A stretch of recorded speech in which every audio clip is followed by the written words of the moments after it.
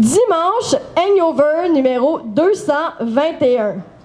Café pour emporter, café pas de lait, pas de sucre, œufs tournés, bacon, rôti, patates rissolées. Les cliquetis des clés accrochées à sa ceinture, comme un concierge. Il n'y a pas de concierge dans mon immeuble. La porte s'ouvre. Asti, on est dimanche chez les hangovers. Maudit soit le jour où je lui ai laissé les doubles de mes clés à Bear. J'entends ses pas, il s'approche. Là, je m'enfonce dans mes draps. Une grosse bosse sous les couvertures. Je dissimule mal mon absence. On pourrait pas être comme un lundi ou un mardi. Ah, ça m'arrangerait, je dormirais tranquille. Même ma tête sur mon oreiller, je le sais qu'il a apporté des cafés dans un cabaret en carton puis qu'il dépasse sur le plancher. Voyons, bébé chat, t'es grippé? T'es malade? Caché, je fais signe que non. Ah, le mouvement, il remplit tous mes cheveux de statique. Il se colle à mes côtés, le matelas creuse sous son poids.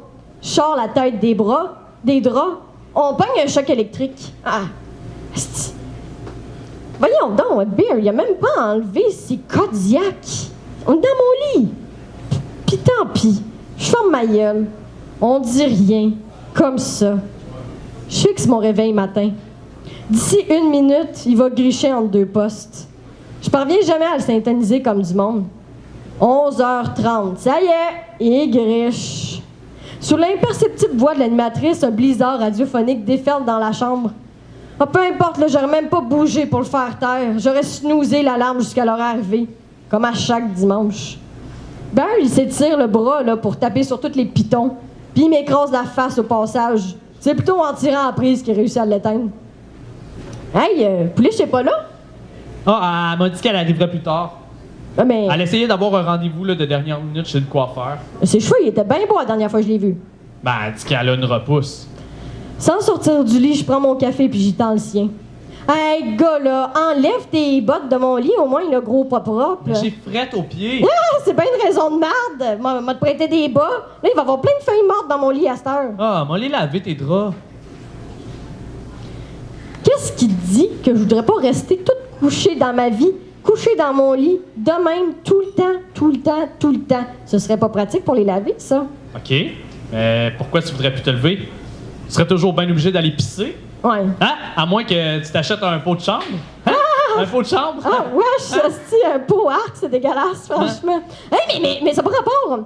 Je crois qu'on devrait s'acheter tu sais, là, une table pour faire des petits déjeuners au lit, là. Imagine, on pourrait passer tous nos dimanches au lit. Ah oui. Ah oui, c'est ça, une table pour déjeuner. Ouais, ça serait le fun.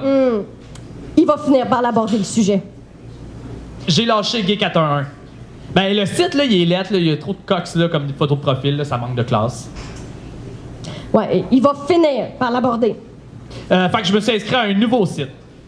Où ça? J'ai rencontré un gars, là, vraiment trop chou, là. Ben, est-ce que tu penses que ce serait une bonne idée de lui rendre visite à Ibiza? Ibiza, qu'est-ce que c'est ça? Ben, Ibiza, là, c'est une île en Espagne, là, dans l'archipel, là, de... Je sais plus, là. J'ai fait des recherches sur Wikipédia, là, en chattant, là. Déjà que je parle pas italien. Non, espagnol. En tout cas, qu'est-ce que j'ai dit, là? Bref, là.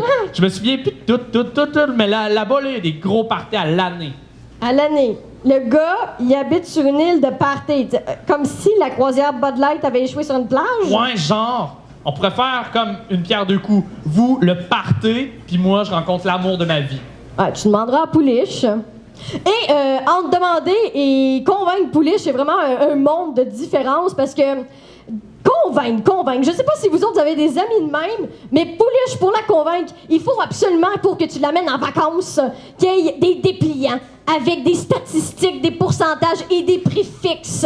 C'est question que ça soit sécuritaire et idéalement aussi des images évocatrices pour lui donner encore plus le goût. Si tu demandes à Pouliche, on l'a demandé, c'est la laisser mijoter dans le croque-pot de son indécision quotidienne. Fait que là, la prévision pis l'organisation, qui sait qui va arroser ses plantes? Là, faut qu'elle appelle sa mère pour garder son chat. Là, hey, j'ai dit qu'elle était bacaise. Comprends-tu, ça va être compliqué si c'était à la plage pis faut qu'elle s'achète un bikini, ça va être l'enfer, là. Pis y a Bobby, son chum. Est-ce qu'il va vouloir potentiellement accepter que ça fitte dans leur compte conjoint? Fait que, en demander et convaincre, c'est un monde de différence. Puis ces trois amis-là, finalement, la place le plus loin qu'ils ont pu aller avec autant de coefficients de difficulté, c'est une fin de semaine à Shawinigan. Ben oui, la cité de l'énergie, c'est bien excitant, sauf pour ceux qui ont le vertige, parce que si vous êtes tout comme moi puis vous êtes déjà allé à la cité, ben écoute, l'ascenseur, il y a le plancher de l'ascenseur, ben il t'en vite, fait que ça se peut que ça te fasse un peu peur. Fait que ouais, demander puis convaincre, il y a un monde de différence.